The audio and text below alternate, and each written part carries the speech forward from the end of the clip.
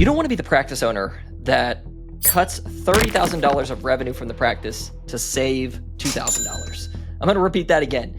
You do not want to be the practice owner that cuts $30,000 of revenue to save $2,000. I've seen it happen before. And in this episode of the Dental Practice Launch podcast, we're going to share with you the numbers you need to know that could literally save you tens of thousands, if not hundreds of thousands of dollars in revenue and production in your practice every single year.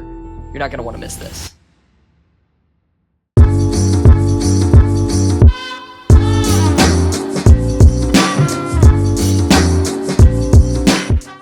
Welcome back to another episode of the Dental Practice Launch podcast, episode number 73, I do believe now. I'm your host, Shane Simmons. I am the founder and CEO of Crimson Media, where we help dental practices grow through proven online relationship-based marketing. And we have been doing last few episodes really about just basic analytics and numbers that practice owners need to know and really need to understand in order to predictably grow their practice and make smart decisions.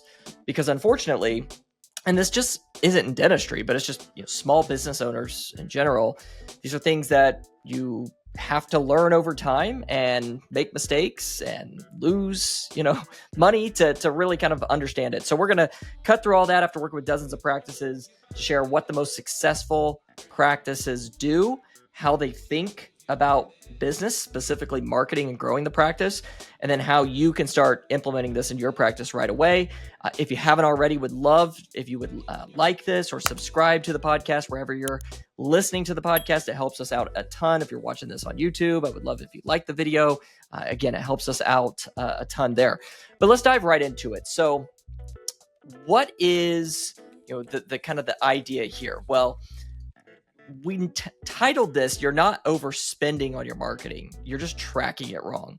And that is what I have learned in a decade of doing this. And to be fair, tracking marketing has gotten much better and much easier this second half of the decade than it was in the mid like 2016, 17, 18.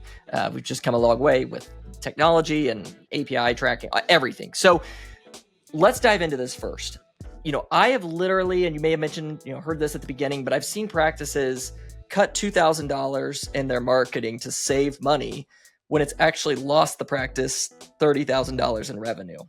So it would be like, saying, I don't want to spend, $1 anymore to get $5 back. And I know that's a bold statement, and certainly that is not the case for every market. All marketing isn't created equal, right? You got to be able to track it. It's got to be effective. Okay. You also have to give it time to be effective. But if you've given it time to be effective and you've been marketing for, 12 months, 24 months, and you're still, not seeing an ROI, or you're not able to really track that, that's where the problem, lies. But for dentists that we work with, offices we work with, and we work with a lot of new business owners, so startups, this is a concept that a lot of them just really haven't been introduced to yet. Because if you look at, for example, saying, hey, we're going to spend $2,000 or $2,500 a month in ads on this particular platform, that's a big number, right? For a lot of people, they're looking at that and like, man, I'm going to be spending $2,000 a month in ads, or $2,500, whatever the case is. But what they're not thinking about is that ad spend being an investment. And that's exactly what your marketing, if done properly, should be. It should be an investment. So does that mean you're going to get a return on your investment in the first month? Maybe, but probably not. First 3 months, maybe. 6 months, 12 months, then you should start to really see that compound. And it's just like investing. I use this analogy all the time, but it's investing in the stock market, right? It's like you don't expect to invest in the stock market to double your money in 30-day period, right? Or a 60-day period. You're typically investing in the stock market to build long-term wealth and growth. And that's exactly what effective marketing should do for you. So today, I'm really just going to show you the simple math that if you can get these numbers from your current marketing company, or if you're marketing yourself, or whatever the case is, you can do some simple math to really use marketing as a growth engine and not see it as a monthly expense. Because when you can start looking at $2,000 a month turning into $10,000, $20,000, $30,000, over a 3-month, 6-month period, it changes the way that you look at things and allows you to actually grow. So first thing, kind of leads us right in that first topic is dentists think about marketing the wrong way. Most dentists think, and these are the ones that I typically see struggling when they come to us and are reaching out for help, is how can I spend the least amount of money and get new patients? And it's just not a good way of thinking about things, because it's the same way if you flip that around to your patients. If you get a patient that comes in and said, what's the cheapest dentist I can find to get, full mouth, implants, or, what country can I travel to get the cheapest, dentistry done? Cheap is, it's not always better. And so when you go into it with that mindset, I've seen it time and time again, you're going to be switching marketing companies all the time. You're never going to be able to gain momentum. And quite frankly, your marketing is going to not be doing you any favors when, it comes to long-term growth. So that's a lot of the people that I see saying, how can I market cheaply? Or, how can I, pay the least amount for this, that, or the other? So that's the first thing. Dentists are thinking about marketing the wrong way. So the right way to think about marketing, and the most successful practice owners we've had the honor of working with over the years, or even just observing, is they don't ask how cheap can I, spend, or how low of money can I spend to get new patients. They're asking, what should my return be like on the spend that I'm putting forth, and how can I measure that over the long term? So there's a simple ROI formula, and it's really basic. It's basically just, what is the total production in the practice? Okay, so your total production number. Yes, you can look at that monthly, but ideally, getting the most accurate data, you want more information, more data. So looking at it from a 6-month, 12-month period, and 12-month plus is even more beneficial. But say you're a startup that first year, look at the number that you produced, right? So let's say if it was a startup practice and they produced let's say $1 million their first year, had a really successful first year practice. We've had several offices who have done that in their first year of opening. Well, all you're going to do is look at how much did you spend in your marketing. And there's going to be different avenues if you're doing it correctly that you may be spending. Google ads, Facebook ads, SEO, maybe you did mailers, maybe you did some community events and sponsored some events. So you want to make sure you're categorizing all of that. And once you know that number, so let's say if you produced $1 million, and let's say that you spent roughly, $2,000 a month in Google ads. So $2,000 a month times 12 months, that's $24,000 in ad spend. Now what you can do is look at that total production that came through Google. Now this is the part where, if you haven't listened to our previous episode, I highly suggest that you've got to have the right tracking in place. If you don't have call tracking, in place to be able to, take this information to see where patients are coming from, or in an ideal scenario, integration into your practice management system to see where patients came from and how much was produced from that, I highly, highly suggest working on that first, because if you're not tracking it, or if you're solely relying on what patients say, that's not accurate, because patients half the time don't know if they clicked on a Google ad or an organic search, or they may have seen a Facebook ad first, then clicked on a Google ad and called from the Google ad. It's great to ask where patients found you, but you can't rely on that. You need actual hard data.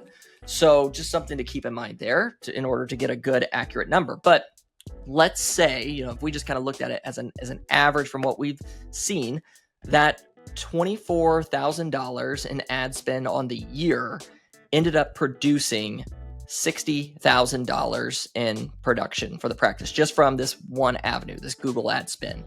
Well, what would you do in that scenario? Well, it's pretty simple at that point, right? So you're going to find out what your ROI is on that, investment. So you could do the basic math. There's also a really cool tool. It's like calculator.net. You can search for ROI calculator, but it'll allow you to say, okay, I invested, $24,000, and the amount that it returned was, X amount. So let's say it was, 60,000, right? 60,000 over a 12-month period. Then you can set the dates. So let's just assume that it was like January 1st, when the practice opened, and, that's counting through December 31st, right? So you can calculate that. And then you'll be able to find out what your return on investment was. So in that case, you made $36,000 on that $24,000 ad spend, which then resulted in 150% return on investment. Now, here's the key. That's why the long term and like 12 months is an ideal scenario to look at this. Oftentimes people are too short-sighted. This is what previous episode was about. Definitely go back and check out episode 71 if you missed it. But oftentimes people are trying to make an ROI and only look at their ROI month by month by month by month. And you have to keep in mind a few things. One, the first patient appointment, unless it's like an emergency appointment or something like that, is probably not going to be very profitable for the practice, right? Cleaning, exam, like it's not going to be the most profitable versus if they need a crown or implant or whatever the case is. So you got to think about that. So that's why every patient that you generate, you can't just look at the revenue that came from that patient from that one appointment or that 1 month. We have to expand it out, say, okay, well, that patient came back, 1, 2, 3 more times over this year. How much revenue was generated from that, or how much production was generated from that? And what was that original referral source they came from? Google Ads, for example. So you have to know that number, because that's how you end up, like the example I used earlier, cutting $2,000, but to lose $30,000. Like, you have to know what that long-term return on investment is. And that's why you have to give it time, but you also have to have the right tracking in place. So once you have a year's worth of data, and let's say that your Google Ads is 150% return on investment, that allows you then to reverse engineer what the goals are for the next year and how many new patients you want to see, or what the production is from goals are for that next year. Because if for example, that, okay, we have an orthodontist, this is a perfect example, their average start is $5,000, right? So average start, $5,000 for braces, clear aligners, so on. And we've been working with this office for like 4 years now. So we've got this dialed in. We know for every $400 to $450 that we spend in Google Ads, we will get a start out of that. Not a consult, an actual start. So we spend $400 or $450, we're getting $5,000 back when we spend with Google. Now, if this office just looked at it and said, I'm spending $2,000 a month, and I want to cut somewhere, I'm going to cut marketing, I'm going to cut my ads, I'm going to cut that $2,000, then they are potentially, just looking at, again, the hard numbers and the data that we have over a 12-month period, they're going to lose about $35,000 to $40,000 a month in actual production for the practice, right?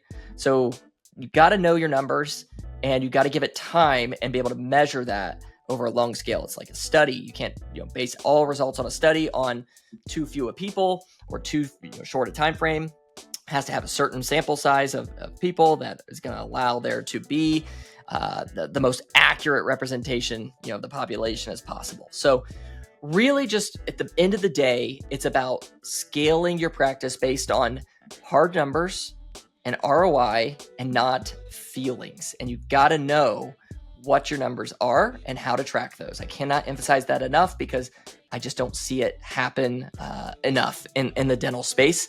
And so that's kind of why I'm here, to try to help everybody, just to educate them on these are how you should be tracking, what that should look like. And if you have any questions, you can always reach out to us at crimsonmediagroup.com, and would love to set up a time to chat with you about that. So at the end of the day, summarizing all of this, what you don't want to do is you don't want to be the person that loses $30,000 to save $2,000, right? So it's not that you're overspending on your marketing, more than likely. You're just not understanding what the numbers actually mean, and you're not measuring it properly. So thank you all for tuning in to episode 72 of the Dental Practice Launch podcast. We will be back next week with another episode revolved around tracking and how you can take your practice to the next level. And we're going to be talking about the CEO's guide to dental metrics that actually matter in your practice. Thanks, everybody.